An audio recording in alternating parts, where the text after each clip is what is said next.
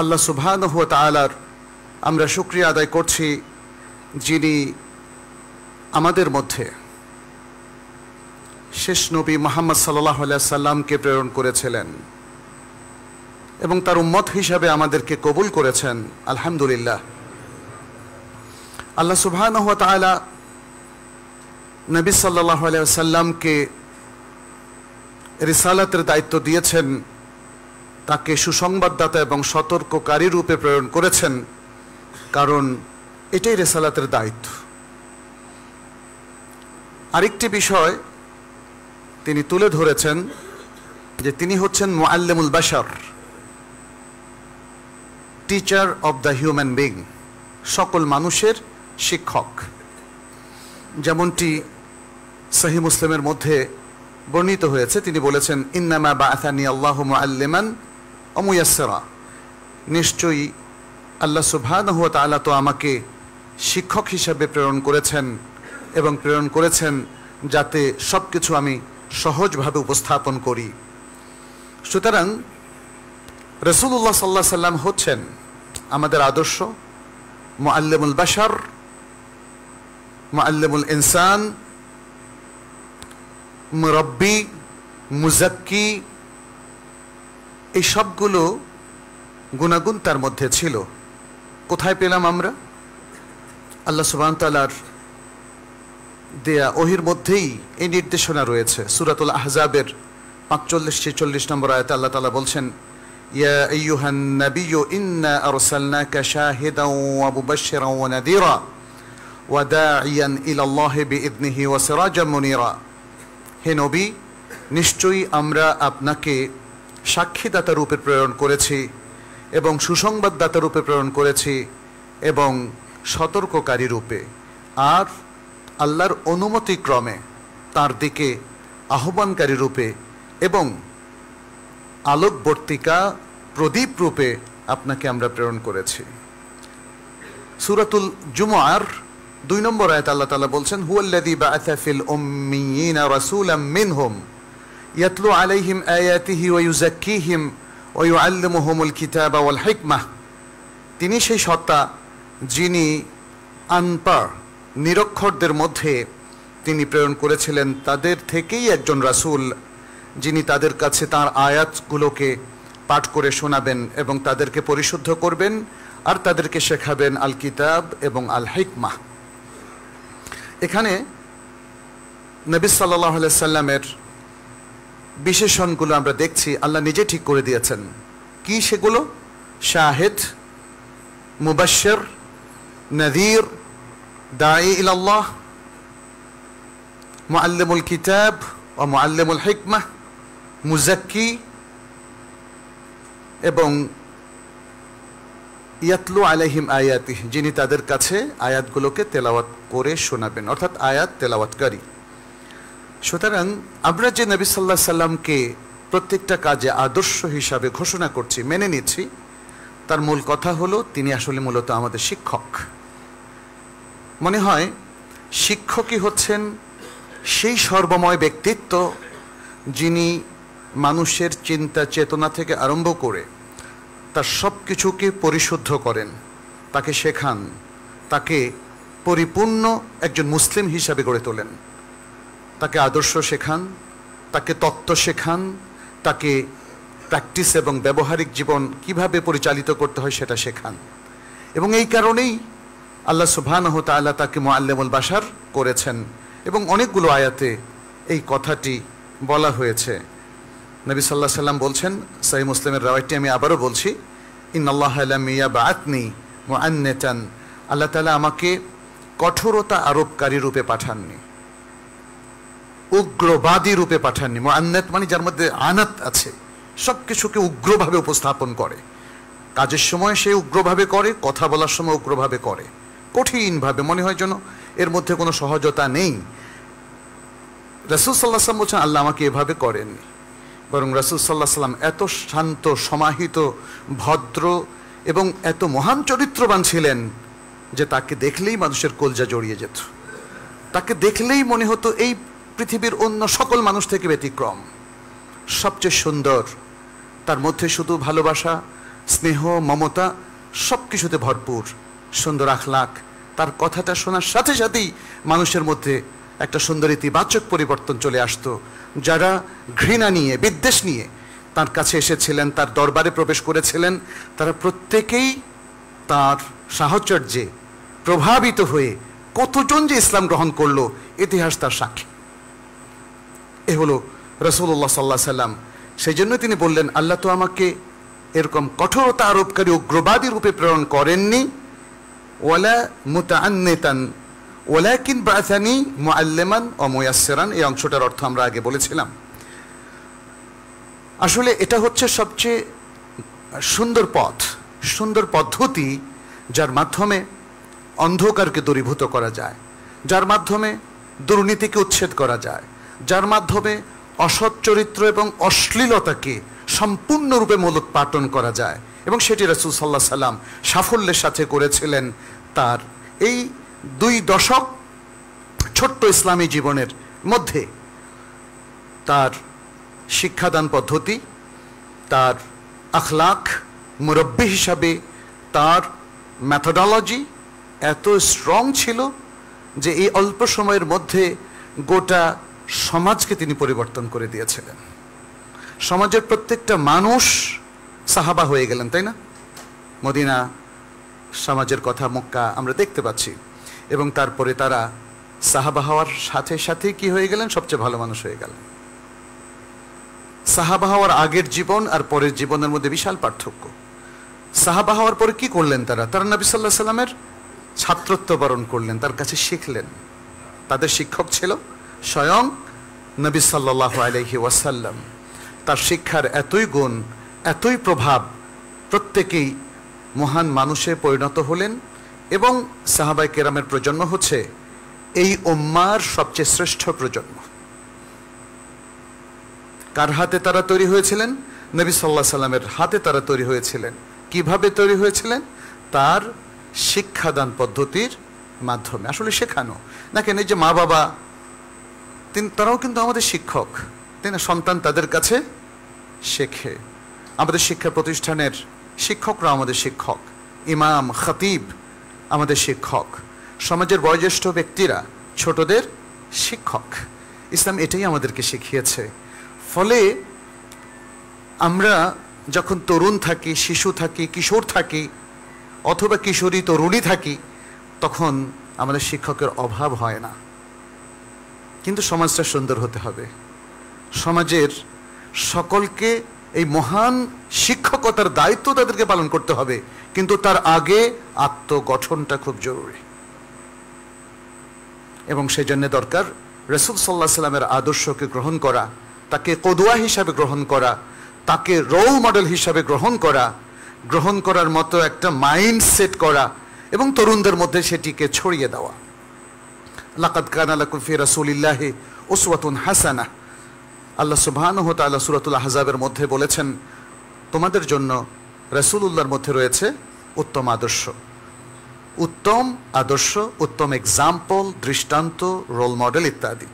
ফলে আমাদের সকলেরই উচিত তাকে অনুসরণ করা, তাকে আদর্শরূপে গ্রহণ করা, যাতে আমরা সবাই সবার শিক্ষক হতে পারি। তাহলে অন্য দিক থেকে বলতে গেলে আমরা বলবো যে ইসলাম সবচেয়ে বেশি গুরুত্ব আরোপ করেছে তালিম এবং তারবিয়াতের প্রতি। তালিম এবং তারবিয়াত।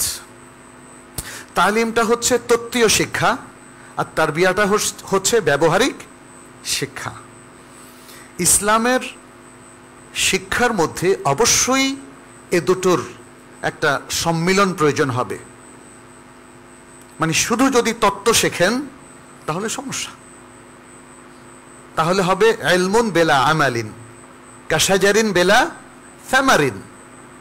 একটা গাছ, আপেল গাছ, কোনো আপেলই ধরলো না। একটা কাঁঠাল গাছ, একটা কাঁঠালও ধরলো না। একটা আম গাছ, কোনো আমই ধরলো না। কোনো কাজে আসবে? কোনো কাজে আসবে না। বরং যিনি আম চাষ করেছেন, তার বিশাল 1 একর জমির মধ্যে আমের বাগানে একটাও আম আসলো না, তিনি কি এগুলো কেটে ফেলবেন না? আবার সেই দ্বিতীয় শ্রেণীর আমের চাষ করবেন যেখানে প্রচুর আমের ফসল হবে। এলেমটা যদি আমল উৎপাদন না করে তাহলে এই এলেমটা আমাদের কোনো কাজে আসবে না, উম্মার কোনো কাজে আসবে না। অনেক ইসলামী চিন্তাবিদ রয়েছেন যাদের মধ্যে আমলের কোনো লেশ মাত্র নেই। এ ধরনের চিন্তাবিদদের আমাদের কোনো প্রয়োজন নেই, এই ধরনের ফিলোসফারদেরও আমাদের কোনো প্রয়োজন নেই।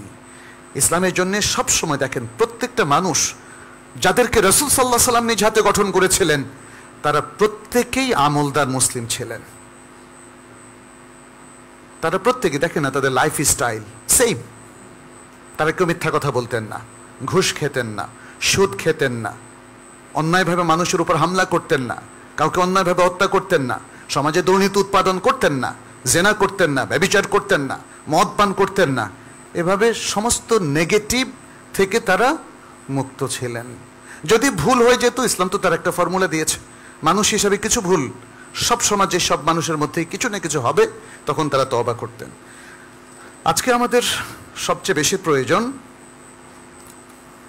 শিক্ষা এবং মানুষকে কিভাবে এই শিক্ষার মাধ্যমে গঠন করা যায় সেই ব্যাপারে জোর দেওয়া। এক্ষেত্রে রাসূল সাল্লাল্লাহু আলাইহি সাল্লামের সফলতার চাবিকাঠি রূপে যে বিষয়গুলো ছিল সেটা আজকে একটু তুলে ধরতে চাই। তাকে আমরা তত্ত্বীয়ভাবে রোল মডেল মানলাম, এরপর আর জানলাম না তার শিক্ষাদান পদ্ধতিটা কী ছিল, সফলতার চাবিকাঠিটা কী ছিল, কিভাবে তিনি মানুষকে ব্যবহারিক জীবনে এই শিক্ষাকে বাস্তবায়নের পদ্ধতি শিখিয়েছেন, সেটা আর জানলাম না, তাহলে তো আমাদের কোনো কাজেই আসবে না বিষয়গুলো। হ্যাঁ, ফলে আমার মনে হয় রোল মডেল এটা যদি আমরা তাকে নির্ধারণ করি, তার পাশাপাশি আরও বেশ কিছু আমাদের খেয়াল করতে হবে যে তাহলে আমরা কিভাবে আমাদের সন্তানদেরকে, আমাদের ছাত্রদেরকে, আমাদের শিক্ষার্থীদেরকে বা আমাদের মানুষগুলোকে কিভাবে আমরা তাহলে এই ইসলামী শিক্ষার মাধ্যমে ভালো মুসলিম হিসাবে গড়ে তুলব, ভালো নাগরিক হিসাবে গড়ে তুলব। এখানে প্রথম যে জিনিসটা আমরা লক্ষ্য করি, রাসূল সাল্লাল্লাহু আলাইহি সাল্লাম শিক্ষক হিসাবে তার প্রচণ্ড আগ্রহ ছিল জেনারেশনকে তৈরি করার জন্য। আমাদের শিক্ষক যারা, তাদের কি সে আগ্রহ আছে কিনা? তারা কি একটা জেনারেশন দেশের মুসলিম নাগরিকদেরকে দক্ষ মুখলেস হিসাবে গড়ে তোলার জন্য তাদের এই প্রচণ্ড আগ্রহ কাজ করছে কিনা? এটা খুব গুরুত্বপূর্ণ একটা বিষয়। নাকি তাদের টাকা পয়সার পেছনে দৌড়াদৌড়ি বা পার্থিব বৈষয়িক অন্যান্য যে কোনো স্বার্থ, যে কোনো সম্পত্তি, এর পেছনে যে শিক্ষকরা থাকবেন তাদের মাধ্যমে কোনো দিন সুনাগরিক তৈরি হবে না।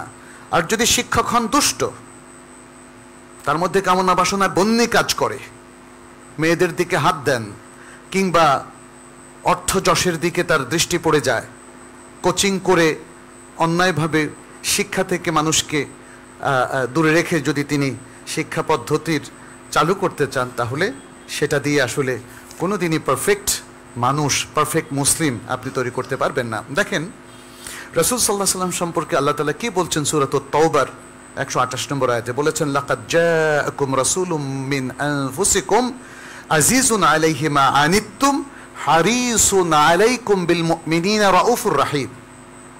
নিশ্চয়ই তোমাদের কাছে এসেছেন একজন রাসূল তোমাদেরই মধ্য থেকে, তোমাদের কষ্টের বিষয়গুলো তার কাছে খুবই পীড়াদায়ক, অর্থাৎ তোমাদের কষ্টে তিনি অনুভব করেন, কষ্টটা অনুভব করেন। তোমাদের যেমন কষ্ট হয়, তোমাদের কষ্টে তিনিও তেমন পীড়িত হন। হারিসুন আলাইকুম, তিনি তোমাদের প্রতি খুবই আগ্রহী, খুবই আগ্রহী। বিল মুমিনিনা রাউফুর রাহিম, মুমিনদের প্রতি তিনি খুবই দয়ালু, খুবই অনুগ্রহশীল। তাহলে রাসূল সাল্লাল্লাহু আলাইহি সাল্লামকে দেখেন, তিনি শিক্ষক, তাকে কিভাবে আল্লাহ তাআলা উপস্থাপন করলেন। শিক্ষকদের হতে হবে এমনটাই। রাসূল সাল্লাল্লাহু আলাইহি সাল্লামের হিরস, আগ্রহ উম্মার তালিম তারবিয়াতের প্রতি এবং উম্মার সুন্দর ইমানদার হওয়ার প্রতি কতটা বেশি ছিল, এটা আপনি তায়েফে তার দোয়া থেকে বুঝতে পারেন। যখন মালাকুল জিবাল তার কাছে এসেছিল, যে অত্যাচারী জাতি যারা তাকে রক্তাক্ত করে দিয়েছিল সেদিন তায়েফের সে কঠিন দিনের কথা আপনারা জানেন, তাহলে মালাকুল জিবাল এসে বলেছেন, আপনি আল্লাহর প্রিয় মানুষ, প্রিয় বান্দা, আপনি যদি এদের বিরুদ্ধে এখন দোয়া করেন তাহলে আল্লাহ তাআলা পুরো জনপদটাকে উল্টে দিবে। তিনি বললেন যে না, আমি এদের জন্য বদদোয়া করব না, আমি আল্লাহর কাছে দোয়া করি যেন এরা হেদায়েত পায়। ইয়া সালাম, হিরসুন শাদীদ, মাহাব্বা আযীমা ওয়া আজীবা। সুবহানাল্লাহ, এরকম বিস্ময়কর ভালোবাসা উম্মতের প্রতি আর কোথাও মিলবে না। কোনো ছাত্র যদি কোনো শিক্ষকের প্রতি বেয়াদবি করে, আমরা দেখেছি কোনোদিন সে শিক্ষক আর ওই ছাত্রের প্রতি সুনজর দিতে পারে না। তার ভেতরে তার অনুভূতিটা নষ্ট হয়ে যায় ওই ছাত্রের প্রতি। কিন্তু প্রিয় রাসূল সাল্লাল্লাহু আলাইহি সাল্লাম দেখেন, গোটা গোষ্ঠী মিলে তাকে অত্যাচার করেছে, রক্তাক্ত করেছে, আর তাদের জন্য কি করলেন? হেদায়েতের দোয়া করলেন। কানা হারিসান আলা হিদায়াতিন নাস। নবী সাল্লাল্লাহু আলাইহি সাল্লাম প্রচন্ডভাবে আগ্রহী ছিলেন যেন মানুষ হেদায়েত পেয়ে যায়, যেন মানুষ ভালো শিক্ষা পায়, যেন মানুষ কথা কাজের মধ্যে তাদের মিল থাকে। এটা খুব ইম্পর্টেন্ট, এটা খুব ইম্পর্টেন্ট। তাহলে শিক্ষার জন্য এটা খুব জরুরি। এখানে দ্বিতীয় যে বিষয়টি, সেটি হলো আমরা যখন মানুষকে শেখাই অথবা তাদের উদ্দেশ্যে কোনো নির্দেশনা প্রদান করি, যেন তার মধ্যে আর রিফক ও লুৎফ, এ দুটো জিনিস থাকে। রিফক মানে সফটনেস, সফটনেস। ছোট বাচ্চাকে আপনি পড়াতে গিয়ে যদি কঠিনভাবে বলেন, ও কিন্তু আর কোনোদিন আপনার কাছে পড়তে চাইবে না। আপনি দেখেন প্রাইভেট টিউটর নিয়ে, আপনি ছোট বাচ্চা যার বয়স 5 বছর, ওকে পড়তে দেন বা 6 বছর, ও কঠিন ভাষী কারো কাছে পড়তে চায় না। ও চায় একজন স্নেহপরায়ণ শিক্ষক, যে তাকে স্নেহ করবে, ভালোবাসবে, শেখাবে, আবার তার সাথে গল্প করবে, তার সাথে ফ্রি হয়ে যাবে। রাসূল সাল্লাল্লাহু আলাইহি ওয়াসাল্লাম এমনটি ছিলেন। তিনি মানুষের প্রতি অত্যন্ত ভালোবাসা পোষণ করতেন, সবার প্রতি তিনি কি যে বিনম্র ব্যবহার করতেন, যার কোনো তুলনা নেই। আমরা শত চেষ্টা করলেও তার মতো এত নম্র স্বভাবের, এত সুন্দর স্বভাবের হতে পারি না। তাহলে আমরা যদি কঠিন রূঢ়ভাষী হই, কি অবস্থা? এবং আল্লাহ সুবহানাহু ওয়া তাআলা নবী সাল্লাল্লাহু আলাইহি সাল্লামকে সেই কথাটা জানিয়েও দিয়েছেন, ওয়ালাউ কুনতা ফাযযান গালিযাল কলবি লানফাদ্দু মিন হাওলিক। যদি তুমি কঠিন রূঢ়ভাষী হতে, তাহলে চারপাশ থেকে তারা সরে যেত, তোমার চারপাশ থেকে তারা সরে যেত। এটা নবী, মানে নবী নিজে অ্যাডাল্ট তখন, তাই না? 40 বছর বয়সে তার নবুয়ত এসেছে এবং তার চারপাশের লোকেরাও অ্যাডাল্ট।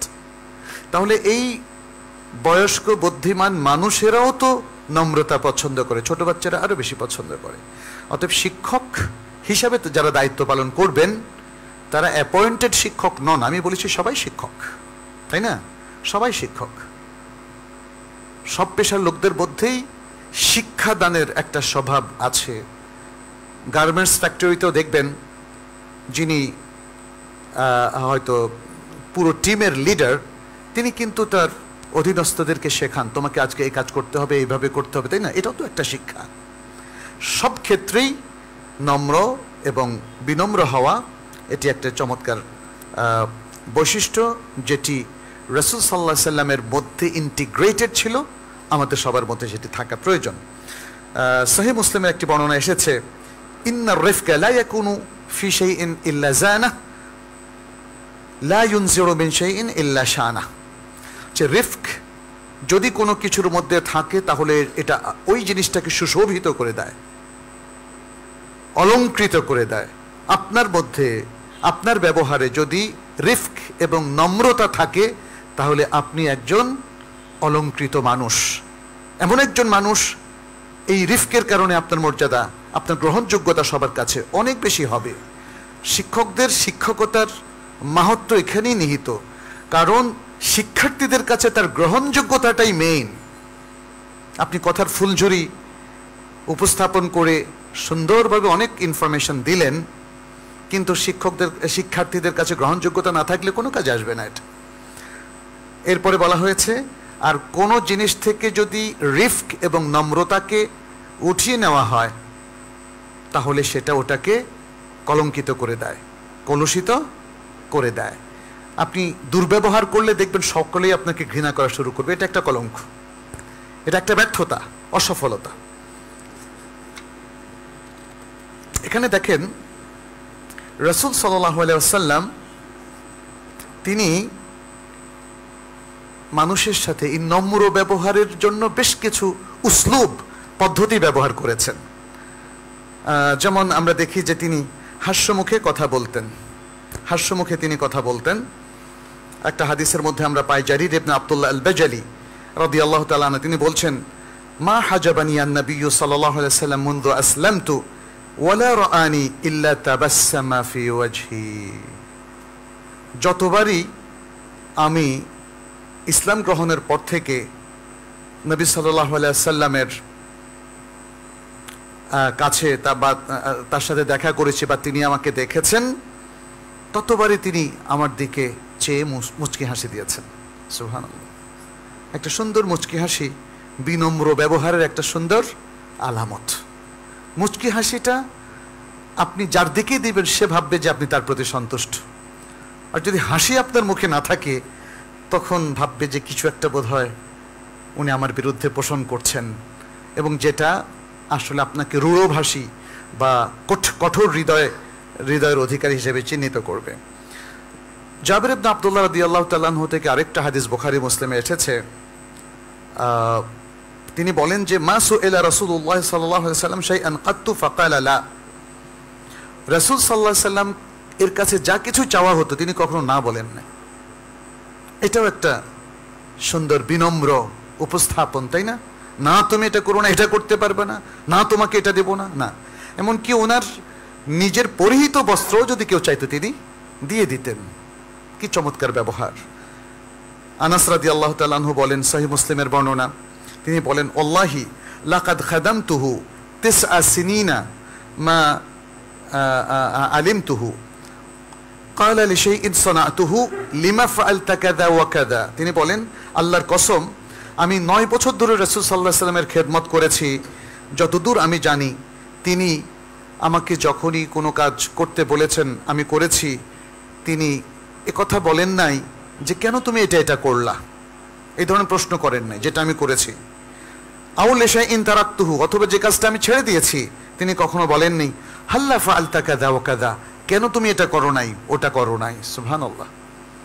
এ হলো সুন্দর আখলাক, যা দিয়ে তিনি আসলে মানুষকে মোহিত করেছেন, মুগ্ধ করেছেন, শিখিয়েছেন এবং মানুষকে জীবন গড়তে সহায়তা করেছিলেন।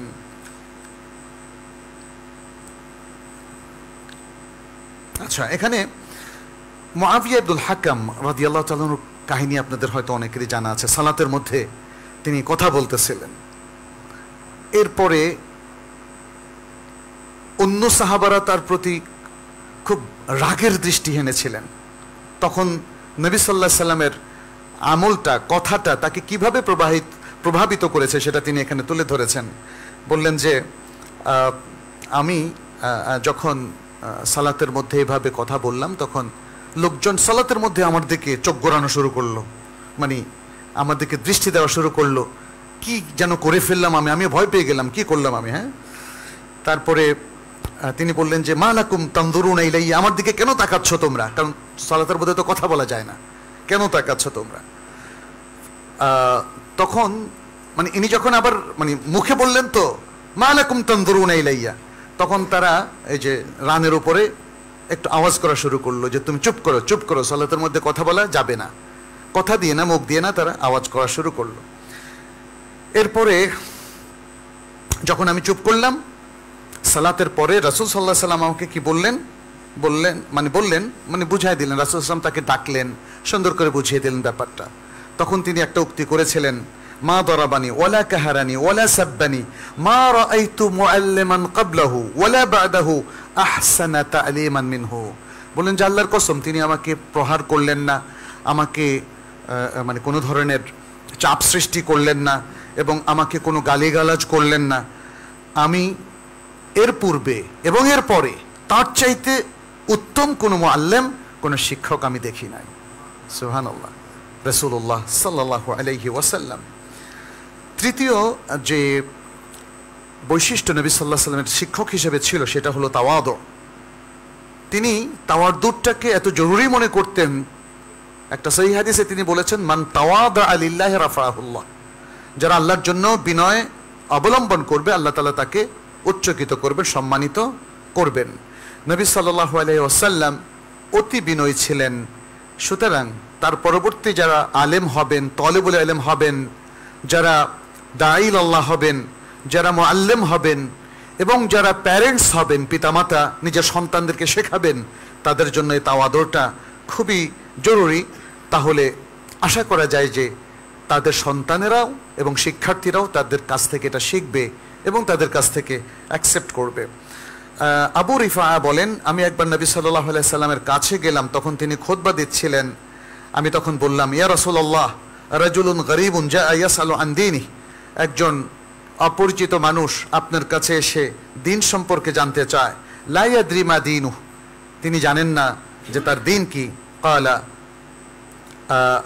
ফাআকবাল আলাইয়া রাসূলুল্লাহ, যখন তিনি কথা বললেন যে তখন রাসূল সাল্লাল্লাহু আলাইহি সাল্লাম আমার এই কথার পরে আমার দিকে এগিয়ে আসলেন। অতারাকা খুতবাতাহু হাত্তা ইনতাহা ইলাইয়া, এবং তিনি খুতবা ছেড়ে দিয়ে, অর্থাৎ খুতবা আপাতত স্টপ করে তিনি আমার কাছে চলে আসলেন।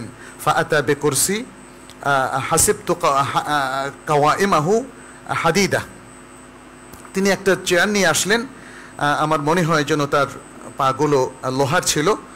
ফাকাআদা আলাইহি রাসূলুল্লাহ সাল্লাল্লাহু আলাইহি সাল্লাম, সেই কুরসির উপর রাসূল সাল্লাল্লাহু আলাইহি সাল্লাম বসলেন।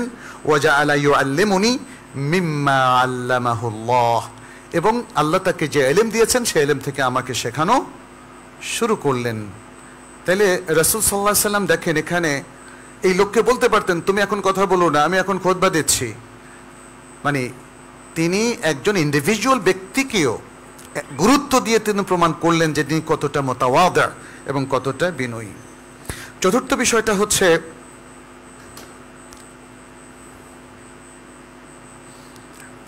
যে জিনিসটা সঠিক সেটা তুলে ধরা। ছাত্রদেরকে গোলকধাঁধার মধ্যে বা শিক্ষার্থীদের মধ্যে ফেলে রাখা যাবে না। তারা যেটা জানে না, আলোচনার পরে তাদের জাহালাতকে দূর করে কোনো জটিল বিষয়ের মধ্যে সঠিক বক্তব্যটা তাদের সামনে তুলে ধরা উচিত। এক ব্যক্তি রাসূল সাল্লাল্লাহু আলাইহি সাল্লামের কাছে এসে জিজ্ঞেস করলো, ইয়া রাসূলুল্লাহ, ইন্না নারকাবুল বাহর ওয়া নাহমিলু মা'ানাল কালিল মিনাল মা, আমরা তো সাগরে নৌকায় চড়ি এবং আমাদের সাথে অল্প কিছু পানি আমরা বহন করি। ফাইন তাওয়াদ্দানা বিহি আতাশনা, যদি ওই পানি দিয়ে আমরা ওযু করি তাহলে আমাদের তৃষ্ণা পেয়ে যায়। আফানা তাওয়াদ্দাউ মিন মাইল বাহর, আমরা কি সাগরের পানি দিয়ে ওযু করতে পারবো? তখন রাসূলুল্লাহ সাল্লাল্লাহু আলাইহি সাল্লাম বললেন, হুয়া তুহুরু মাউহু আল হাল্লু মাইতাতুহু, এটা সহিহ বুখারীর বর্ণনা। তিনি উত্তর দিলেন যে সাগরের পানি পাক, সাগরের পানি পাক এবং সাগরের প্রাণী হালাল। পানি পাক আর প্রাণী হালাল, তিনি একসাথে এই দুটো উত্তর দিলেন, অতিরিক্ত একটা ইনফরমেশন যোগ করলেন। তাহলে সাগর নিয়ে যেন সব প্রশ্নের উত্তর একসাথে হয়ে যায়। তাহলে রাসূল সাল্লাল্লাহু আলাইহি সাল্লাম দেখলেন যে যেই সাহাবী প্রশ্ন করলেন তিনি পানি সম্পর্কে, মানে সাগর সম্পর্কে কিছু জানেন না, কিন্তু প্রশ্ন করলেন কি সম্পর্কে? পানি সম্পর্কে। রাসূল সাল্লাল্লাহু আলাইহি সাল্লাম শুধু পানির উত্তর দেননি, বরং সাগর বিষয়ক সবকিছুর উত্তর তিনি একসাথে শেষ করলেন, যে বিষয়টা ওই শিক্ষার্থীর জানা ছিল না। আচ্ছা, পঞ্চম যে বিষয়টা আমাদের খেয়াল করতে হবে, যেটা রাসূল সাল্লাল্লাহু আলাইহি সাল্লামের মধ্যেও আমরা দেখি, সেটি হচ্ছে তাড়াহুড়ো না করা। আপনাকে প্রশ্ন করা হলো, আপনি জানেন না, একটা আন্দাজ উত্তর দিয়ে দিলেন। এই ঘটনাটা কিন্তু প্রচুর ঘটে এবং প্রফেশনাল শিক্ষকদের ক্ষেত্রে অনেক সময় ঘটে। তিনি হয়তো ভাবেন যে শিক্ষার্থী আমাকে জিজ্ঞেস করেছে, আমি যদি বলি যে আমি জানি না তাহলে তো সমস্যা, আমাকে একটা উত্তর দিয়ে দিতে হবে। আর যারা প্রফেশনাল শিক্ষক না তাদের ক্ষেত্রে এটা আরও বেশি ঘটে। আপনি যেমন ধরেন, যদি আপনার শরীরের কোনো শেখায়ত সম্পর্কে জিজ্ঞেস করেন, তবে সবাইকে দেখবেন যে ডাক্তারের মতো কথা বলছে, একটা উত্তর দিয়ে দিচ্ছে, আপনি এটা খাবেন, ওটা খাবেন, ওটা খাবেন, এটা এই। তারপরে যেমন শরিয়ার কোনো বিষয় আমরা দেখেছি, আমাদের সামনেও যখন জিজ্ঞেস করা হয় তখন দেখলাম যে সবাই উত্তর দেওয়ার জন্য উন্মুখ। মানে একজন জানাশোনা লোকের সামনেও দেখা যায় অন্য লোকেরা আগ বাড়িয়ে উত্তর দেয়। এটা ঠিক নয়। সবসময় খেয়াল করতে হবে, আমার যদি জানা না থাকে আন্দাজে কথা বলা যাবে না। আন্দাজে কথা এটা কোনো সঠিক তথ্য এবং ইনফরমেশন নয়, ফলে এটা আপনি শেখাতে যাবেন না। দ্বিতীয় হচ্ছে, আমাদের সামনে যদি জানাশোনা কোনো ব্যক্তি থাকে তাহলে আমরা তার দিকে ইশারা করব যে তাকে জিজ্ঞেস করুন, অথবা তাকে রিকোয়েস্ট করব যে মুহতারাম, আপনি এই উত্তরটা দিলে ভালো হবে, তাই না? সুন্দর বিনয়ের সাথে, কি সুন্দর পরিবেশ। কারণ যিনি অধিক জানেন তার উপস্থিতিতে আপনি যদি দুর্বলভাবে প্রশ্নের উত্তরটা দেন তাহলে তিনিও বিরক্তি বোধ করবেন, কারণ তিনি তো আবার উত্তর দিতে যাবেন না, কিন্তু বললেন যে লোকটার মধ্যে তো তেমন জ্ঞান নেই, তারপরে কিভাবে বিদঘুটেভাবে উত্তর দিচ্ছে, তাই না? তাহলে পুরো পরিবেশটাকে আপনি নষ্ট করে দিলেন। ফলে আমাদেরকে একটু মানে একটু ধীরে স্থিরে মুতাসাব্বিত হয়ে, অর্থাৎ নিশ্চিত হয়ে আমাদেরকে উত্তরটা দিতে হবে। এবং এ প্রসঙ্গে আমরা দেখি সূরাতুল ইসরার মধ্যে আল্লাহ সুবহানাহু ওয়া তাআলা বলছেন, ওয়ালা তাকফু মা লাইসা লাকা বিহি ইলমুন, যে বিষয় তোমার নিশ্চিত জ্ঞান নেই সে বিষয়ের পেছনে তুমি ছোটো না, সেই বিষয়টা তুমি আন্দাজে বলো না। ইন্নাস সামআ ওয়াল বাসারা ওয়াল ফুআদা কুল্লু উলাইকা কানা আনহু মাসউলা, নিশ্চয়ই কান, চোখ এবং অন্তর এ সব কিছু সম্পর্কে জিজ্ঞাসাবাদ করা হবে। অতএব আন্দাজে কিছু বলা যাবে না, আন্দাজে কথা শোনাও যাবে না, এবং আন্দাজের কথাগুলোকে হৃদয়ে নেওয়াও যাবে না। আপনাকে আমাকে সম্পর্কে জিজ্ঞেস করা হবে। আমরা আসলে রাসূল সাল্লাল্লাহু আলাইহি ওয়াসাল্লামের শিক্ষক হিসাবে যদি তার গুণাবলীর কথা চিন্তা করি তাহলে আরও অনেক সুন্দর অনেকগুলো বিশেষণ বের হয়ে আসবে, অনেক গুণ আমাদের সামনে আসবে। যেমন তিনি যখন পড়াতেন কিভাবে পড়াতেন, তিনি যখন খুতবা দিতেন কিভাবে খুতবা দিতেন, তিনি যখন মানুষের প্রশ্নের উত্তর দিতেন কিভাবে উত্তর দিতেন, এসব কিছুই তার শিক্ষক হিসেবে তার অবদানের মধ্যে আমরা দেখি। এবং তিনি কি শুধু ছেলেদেরকে শেখাতেন কি নারীদেরকে শেখাতেন কিনা? অবশ্যই শেখাতেন। ওমর ইবনুল খাত্তাব রাদিয়াল্লাহু তাআলা আনহুর অনুরোধে তিনি নারীদের জন্য একটা আলাদা সময় নির্ধারণ করে দিয়েছিলেন, এটা সহিহ বুখারীর মধ্যেও আছে। আর এছাড়াও তিনি দেখেন তার বলার ভঙ্গি এবং বিশেষ করে নারীদের সাথে তার ইন্টারাকশনটা, সেখানে যে আদব, সেখানে যে পর্দা, হিজাব, তাই না, এগুলো সবই আমাদের জন্য লক্ষণীয়। আজকের মুসলিম সমাজে শিক্ষার ক্ষেত্রে, মানে সেটা আমরা ফর্মাল শিক্ষা বলি, যেমন শিক্ষা প্রতিষ্ঠান, কলেজ, ইউনিভার্সিটি, বিশ্ববিদ্যালয়, এগুলো হলো ফর্মাল এডুকেশন সেন্টার। আর ইনফর্মাল এডুকেশন হচ্ছে যেটা আমরা মানে এই ফর্মাল এডুকেশনের বাইরে বাসায় হয়তো একটু আলোচনা করলাম, মসজিদে কোনো হালাকা হলো, অথবা কোনো দার্স হলো, এগুলো ইনফর্মাল। তো এই যে ফর্মাল এবং ইনফর্মাল শিক্ষার ক্ষেত্রে আমরা দেখি যে প্রচুর ইসলামিক নীতিমালার ভায়োলেশন। তাইলে রাসূলুল্লাহ সাল্লাল্লাহু আলাইহি সাল্লামকে আপনি আমি মুসলিম হিসাবে কি রোল মডেল গ্রহণ করলাম বলেন তো? আজকে আমাদের মেয়েদের শেখানোর জন্য উপযুক্ত শিক্ষা প্রতিষ্ঠান আমরা অ্যাভেলেবল পাচ্ছি কি? স্কুল, কলেজ, ইউনিভার্সিটি সমস্ত ক্ষেত্রে কো এডুকেশনের নামে চাপিয়ে দেওয়া হয়েছে আমাদের উপর একটা অশ্লীল শিক্ষা ব্যবস্থা, অশ্লীল পরিবেশ। এ থেকে আপনি কিভাবে পারফেক্ট মুসলিম বের করবেন? এবং শুধু তাই না, শিক্ষা পলিসির মধ্যে কি ঢোকানো হয়েছে এবং শিক্ষার যে কন্টেন্ট, সিলেবাস কি ঢোকানো হয়েছে সেখানে। তাহলে এই যে রবিউল আউয়াল মাস আসলেই রাসূলুল্লাহ সাল্লাল্লাহু আলাইহি ওয়াসাল্লামের সিরাত নিয়ে আলোচনা করছেন, এই সেই কত কথা, কি লাভ হলো? তাহলে কি এটা আমরা বলে নিব আপনি শুধু তত্ত্বটাই আওড়ে গেলেন কিন্তু আমলের কোনো ধার আপনি ধারলেন না? এদেশের শিক্ষা ব্যবস্থা, আমি মেইন স্ট্রিমের শিক্ষা ব্যবস্থার কথা বলছি, এটা নিয়ে সবাই নীরব কেন? এটা কি অল্প কিছু লোক একটা রুমে বসে ঠিক করবে, নাকি এটা মুসলিম গণমানুষের চিন্তা চেতনা অনুযায়ী হবে বলেন তো? কিন্তু কি দুর্ভাগ্য আমাদের, আপনাদের মতো এত বিশাল সংখ্যক মুসলিম থাকার পরেও কেউ একটু শব্দটি করছেন না। যে কোনো ধরনের আদর্শ, বিজাতীয় আদর্শ, অশ্লীলতা এবং সমকামিতা, এর সব কিছু চাপিয়ে দেওয়া হবে আর জাতি মেনে নেবে, এটা খুব অদ্ভুত। তাহলে আপনার আমার ঈমান নিয়ে কিন্তু প্রশ্ন আসবে। সত্যিকারের ঈমান আমরা পোষণ করি কিনা, আল্লাহ যদি সে প্রশ্ন আপনাকে আমাকে জিজ্ঞেস করেন, কি জবাব দেবেন? আপনি যদি জবাব দেন, আল্লাহ আমি তো ওয়াজ মাহফিলে শুনেছি রাসূল সাল্লাল্লাহু আলাইহি সাল্লাম আমাদের রোল মডেল, সেটা মেনেও নিয়েছি, এরপরে তো আর কিছু করার মতো সাধ্য আমার ছিল না, এই জবাবটা কি স্যাটিসফ্যাক্টরি? এটা হতে পারে না, এটা হতে পারে না। আমরা ওয়াজ শোনার জন্য পৃথিবীতে আসি নাই, আমরা এলেম অর্জন করার জন্য এসেছি এবং সেই এলেমকে আমলে রূপান্তরিত করার জন্য আমরা এসেছি। সেই জন্য কাজ করতে হবে। এটা সত্য যে আপনি শুধু ভয়েস রেজ করলেই সব হয়ে যাবে না,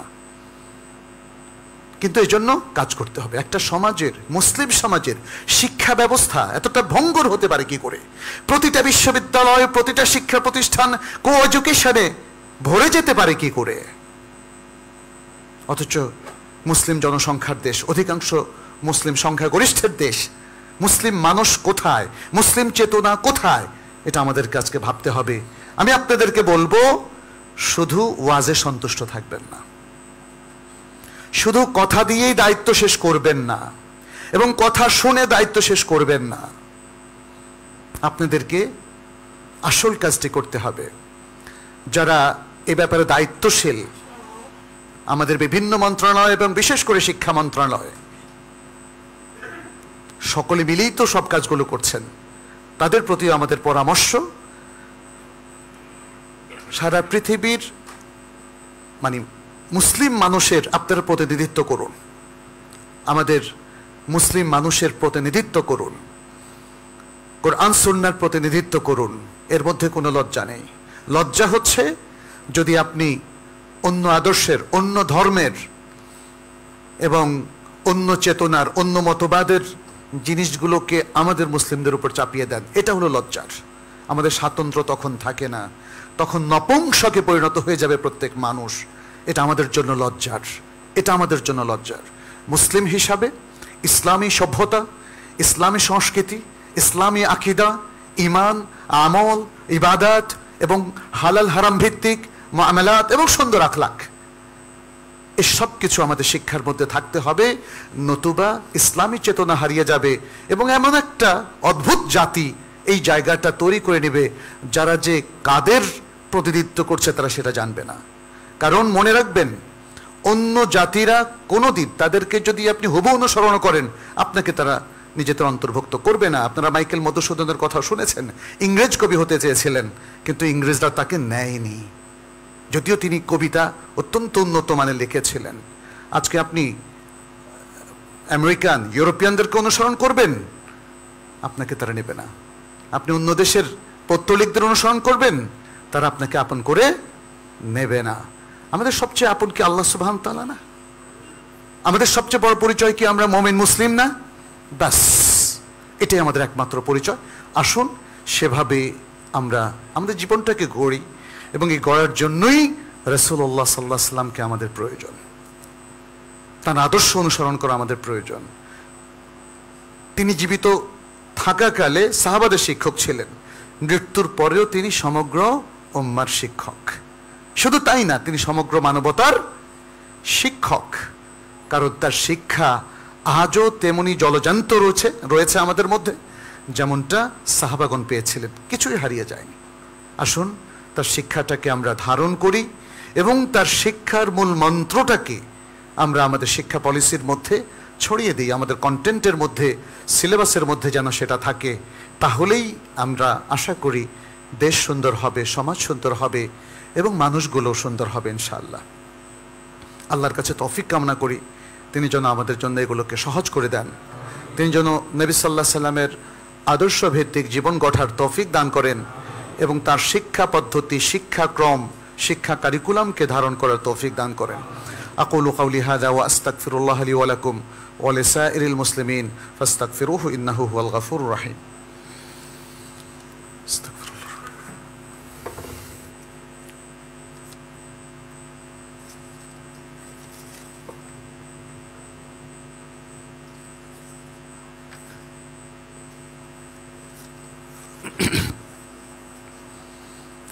الحمد لله حمد الشاكرين وأشهد أن لا إله إلا الله وحده لا شريك له العزيز الغفار، والصلاة والسلام على نبيه المصطفى المختار وعلى آله وسلم تسليما كثيرا كثيرا إلى يوم الدين. أما بعد، أيها المسلمون، أوصيكم ونفسي بتقوى الله عز وجل وباتباع سنة نبينا محمد صلى الله عليه وسلم، ফাত্তাকুল্লাহা ইয়া ইবাদাল্লাহ ওয়া কুনু ইবাদাল্লাহিস সালিহিন আল মুমিনিন আল মুখলাসিন আল মুত্তাকিন নাসআলুল্লাহ সুবহানাহু আন ইয়াজআলানা ওয়া ইয়্যাকুম মিন ইবাদিহিল মুত্তাকিন ইন্নাহু ওয়ালিয়্যু যালিকা ওয়াল কাদিরু আলাইহি আইয়ুহাল মুসলিমিন। আমরা রাসূলুল্লাহ সাল্লাল্লাহু আলাইহি ওয়াসাল্লামের শিক্ষা নিয়ে কিছু কথা বলছিলাম এবং শেখাতে গিয়ে তিনি যে সুন্দর আখলাকের পরিচয় দিয়েছিলেন তার উপর আরও দু একটা উদাহরণ দিয়ে আমি শেষ করব ইনশাআল্লাহ। এখানে দেখি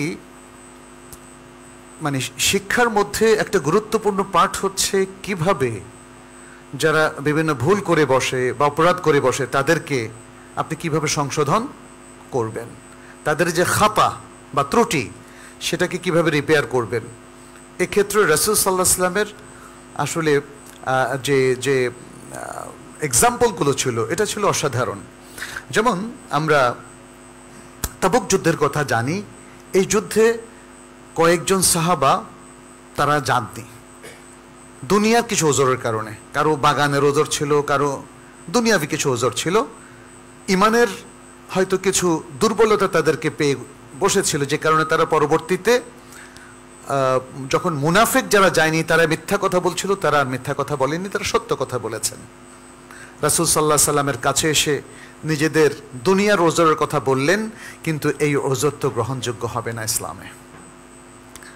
রাসূল সাল্লাল্লাহু আলাইহি সাল্লাম নির্দেশ জারি করলেন যুদ্ধে অংশগ্রহণের জন্য, এটা স্বয়ং রাসূল সাল্লাল্লাহু আলাইহি সাল্লামের নির্দেশে সরাসরি লঙ্ঘন হলো, ফলে তিনি অসন্তুষ্ট হবেন, তিনি তাদেরকে শায়েস্তা করবেন, এটাই ছিল স্বাভাবিক। লক্ষণীয় যে তিনি মুনাফিকদেরকে কোনো শাস্তি দেন নাই, কারণ তিনি জানতেন যে এরা রিয়েল মুসলিম না। যারা রিয়েল মুসলিম ছিল তাদের ব্যাপারে তিনি শাস্তিমূলক ব্যবস্থা গ্রহণ করেছেন এবং তাদের তওবার আয়াত নাযিল হলে তিনি তাদের কাছ থেকে সেটা অ্যাকসেপ্ট করেছিলেন। তো এখানে যেটা আমরা দেখি, কাআব ইবনে মালিক রাদিয়াল্লাহু তাআলা আনহু তিনি বললেন, বুখারী মুসলিমের একটা হাদিসের মধ্যে এসেছে, ফাজিতুহু ফালাম্মা সাল্লামতু আলাইহি তাবাসসামা তাবাসসুমাল গাদাব। আমি রাসূল সাল্লাল্লাহু আলাইহি ওয়াসাল্লামের কাছে আসলাম, তাকে সালাম দিলাম, তিনি মুচকি হাসলেন। এই মুচকি হাসাটাকে হাদিসের মধ্যে বলা হলো তাবাসসুমাল গাদাব, অর্থাৎ ক্রোধ মিশ্রিত মুচকি হাসি। খুব অদ্ভুত না? এটাকে ডেসক্রাইব করাটা অদ্ভুত। আপনাকে যদি বলি দেখি রাগ এবং হাসি দুটোর মধ্যে মিক্স করেন, কঠিন হবে, বাট এটা একটা সিচুয়েশন যখন রাসূল সাল্লাল্লাহু আলাইহি ওয়াসাল্লামের মধ্যে একটা রাগ কাজ করছিল, but at the same time স্বভাব সুলভ হাসিও তার ছিল। এবং এটা যিনি দর্শক কাআব ইবনে মালিক রাদিয়াল্লাহু তাআলা তিনি বুঝতে পারলেন। এই জন্য এই বর্ণনাটা কার? কাআব ইবনে মালিক রাদিয়াল্লাহু তাআলা। তিনি বলছেন ফাতাবাসসামা ইলাইয়া তাবাসসুমাল গাদাব, আমার দিকে তিনি হাসলেন, মুচকি হাসি দিলেন, কিন্তু ওর মধ্যে ক্রোধ ছিল আমি দেখতে পাচ্ছি। সুবহানাল্লাহ। এখানে দেখার বিষয় হচ্ছে তার অ্যাপ্রোচটা। তিনি রেগেও হেসেছেন। কিছু লোক আছে তারা যখন রাগ করে আপনাকে খুব দুটো কথা শোনায়, মনে হয় যেন মধুবাক্য বর্ষণ করছেন। সুবহানাল্লাহ। আমি দেখেছি এটা। কোনো লোকের স্বভাব এত সুন্দর, এটা অবশ্যই প্রশংসিত। আপনি রাগটা বুঝলেই তো হলো।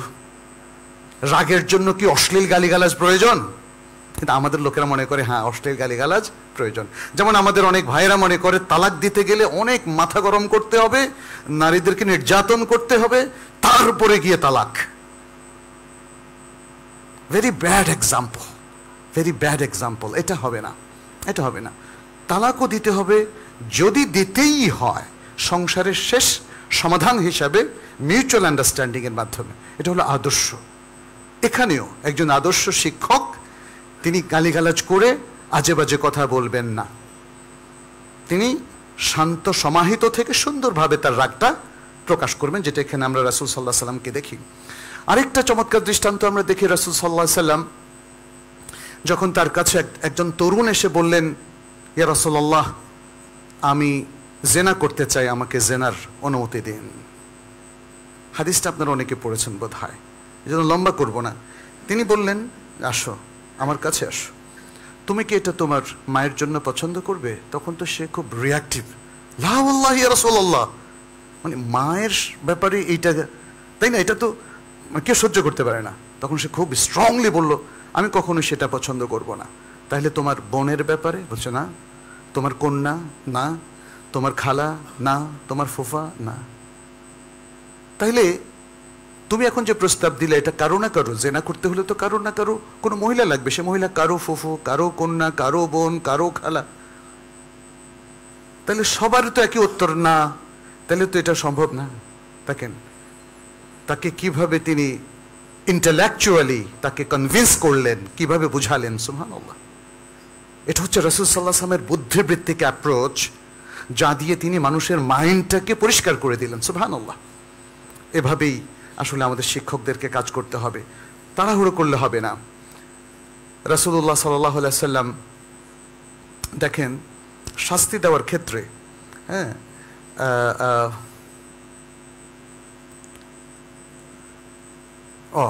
শাস্তি নয়, একটা উদাহরণ দিয়ে যদি আপনি বুঝাতে চান, সেটাও রাসূল সাল্লাল্লাহু আলাইহি ওয়াসাল্লাম শিক্ষা পদ্ধতির মধ্যে আছে। যেমন তিনি বললেন, রাগিমা আনফুন সুম্মা রাগিমা আনফুন, তার নাক ধূলি ধূসরিত হোক। এটা এক ধরনের বদদোয়ার মতো, তবে বদদোয়া ঠিক না, আরবি উসলুব, মানে কেউ একজন ক্ষতিগ্রস্ত আছে এটা বোঝানোর জন্যে। তখন রাসূল সাল্লাল্লাহু আলাইহি ওয়াসাল্লামকে প্রশ্ন করা হলো, মান ইয়া রাসূলুল্লাহ, কার ব্যাপারে ইয়া রাসূলুল্লাহ আপনি বলছেন যে তার নাক ধূলি ধূসরিত হোক বা তার খারাপ কিছু হোক? তিনি বললেন, মান আদরাকা আবাওয়াইহি ইনদাল কিবারি আহাদুহুমা আও কিলাইহিমা, মান আদরাকা আবাওয়াইহি ইনদাল কিবারি আহাদুহুমা আও কিলাইহিমা, যে ব্যক্তি বৃদ্ধ বয়সে তার বাবা মার একজন অথবা দুইজনকে পায়, ফালাম ইয়াদখুলিল জান্নাহ, এই পাওয়া দিয়ে সে জান্নাতে যেতে পারলো না, সে ধ্বংস হলো না? ধ্বংস হলো। কথাটা তিনি এভাবে উদাহরণ দিয়ে বুঝিয়েছেন। এরপরে আরেকটা সুন্দর এখানে এক্সাম্পল আছে, সেটা রাসূল সাল্লাল্লাহু আলাইহি ওয়াসাল্লাম কখনো কোনো কথা বারবার বলতেন, বলে যাতে মানুষ সেটাকে মুখস্থ করে নিতে পারে। আনাস রাদিয়াল্লাহু তাআলা বলছেন, কানা ইযা সাল্লামা সালাতান, তিনি যখন সালাম দিতেন রাসূল সাল্লাল্লাহু আলাইহি ওয়াসাল্লাম তিনবার সালাম দিতেন। ওয়া ইযা তাকাল্লামা বিকালিমাতিন আ'আদাহা সালাতান, যখন তিনি কোনো কালিমা উচ্চারণ করতেন সেটাকে তিনবার উচ্চারণ করতেন। এটা বুখারীর বর্ণনা ইত্যাদি। এভাবে আরো অনেকগুলো সুন্দর সুন্দর বর্ণনা আছে। রাসূল সাল্লাল্লাহু আলাইহি ওয়াসাল্লামের শিক্ষা পদ্ধতিটা আমাদের জন্য ইফেক্টিভ, আমরা আরো পড়াশোনা করতে পারবো। এর উপর বাংলায়ও এখন অনেক বই আছে, আপনারা পড়াশোনা করবেন ইনশাআল্লাহ। আর একজন সফল শিক্ষকের বৈশিষ্ট্য, এটিও আমাদের তাইবা একাডেমির একটা ফ্রি কোর্স আছে, সেখানেও আপনারা অনেকগুলো এক্সাম্পল পাবেন, আপনারা সেই কোর্সটাও করে নিতে পারেন। সম্মানিত উপস্থিতি, আমরা জানি যে রবিউল আউয়াল মাস আসলেই আমাদের দেশের বেশ কিছু মানুষ নানা রকম বেদাআতে সম্পৃক্ত হয়ে পড়ে এবং এটাকে তারা বেদাআত মনে করে না। প্রবলেম এখানেই সবচেয়ে বেশি।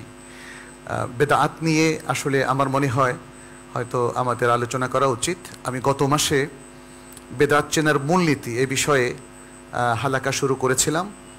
আজকে আমি হালাকা করতে পারছি না, কিন্তু এই বিষয়গুলো আপনারা নতুন করে পড়বেন।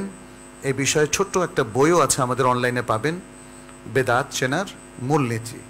এই জিনিসটা যদি আমাদের রপ্ত হয়ে যায়, তাহলে যেগুলোকে অনেক মানুষ ইবাদত হিসেবে পালন করছে সেগুলো কেন কিভাবে বেদাত হলো সেটা বোঝা যাবে।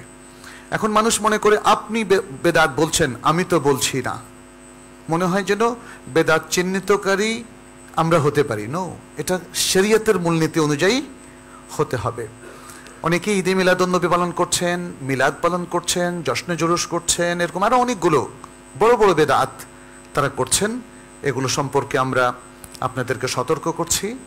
আমাদের যে সলিড বিশুদ্ধ ইবাদত আছে, এর বাইরে অশুদ্ধ ইবাদতগুলো করা যাবে না, কারণ অশুদ্ধ ইবাদতগুলো সবই বেদাতে পর্যবসিত হবে। আল্লাহ আমাদেরকে রক্ষা করুন। আমাদের মধ্যে অনেকে অসুস্থ আছেন, তাদের জন্য আমরা সবাই দোয়া করছি, আল্লাহ যেন তাদেরকে সুস্থ করে দেন। যারা মারা গিয়েছেন, আল্লাহ যেন তাদেরকে জান্নাতুল ফেরদাউস নসিব করেন। বিভিন্ন বিপদের মধ্যে যারা আছেন, আল্লাহ যেন তাদেরকে বিপদ থেকে উদ্ধার করেন। যারা হসপিটালে রোগীরা তাদের জায়গায় থেকে কাতরাচ্ছে, আমরা তাদের জন্য দোয়া করি। আর আমি একটা নসিহাও করব যে আসুন আমরা মাঝে মাঝেই হসপিটালটা ভিজিট করি, তাহলে ইমানটা শক্তিশালী হবে। আল্লাহ যে আপনাকে কি নিয়ামত দিয়েছেন সেটা কিন্তু আপনি অনুভব করতে পারবেন সব সময়। এটা সারা বছরই আমি বলবো, এটা আমরা দেখেছি আরব দেশেও অনেকেই সেটা করেন। এবং হসপিটালে যেহেতু রোগীদের মনটা নরম থাকে, তাদের জন্য কিছু দিনই বই আপনারা গিফট হিসেবে নিয়ে যেতে পারেন, এবং পারলে তাদের মধ্যে যারা মহতাজ তাদের প্রতি সাহায্যের হাতটা বাড়িয়ে দিতে পারেন। কারো হয়তো চিকিৎসা প্রয়োজন, কারো হয়তো ওষুধ কিনতে পারছেন না, কারো হয়তো পথ্য নাই। এই বিষয়গুলো আমরা যদি একটু খেয়াল রাখি, যার যতটুকু সাধ্য আছে, তাহলে দেখবেন যে আমাদের মধ্যে সম্প্রীতি বেড়ে যাবে। রোগী দেখার ক্ষেত্রে আমরা যেন শুধু আত্মীয়দের মধ্যেই সীমাবদ্ধ না থাকি, সবাই আমাদের আত্মীয়, সকল মুসলিমই আমাদের আত্মীয়। আল্লাহ আমাদের সবাইকে তৌফিক দান করুন, আমাদের হাজাতকে পূরণ করুন, মুসলিম উম্মার হাজাতকে আল্লাহ তাআলা পূরণ করে দিন। মুসলিম উম্মাকে আবারও পৃথিবীর সেরা শক্তিতে রূপান্তরিত করুন। আমাদের দেশে আমাদের দিন পালনের ক্ষেত্রে যত ঘাটতি, যত বাধা, যত বিপত্তি আছে, আল্লাহ সেগুলোকে দূর করে দিন, এবং আমাদের সবাইকে ইমানের শক্তিতে, ইমানের বলে বলিয়ান করুন।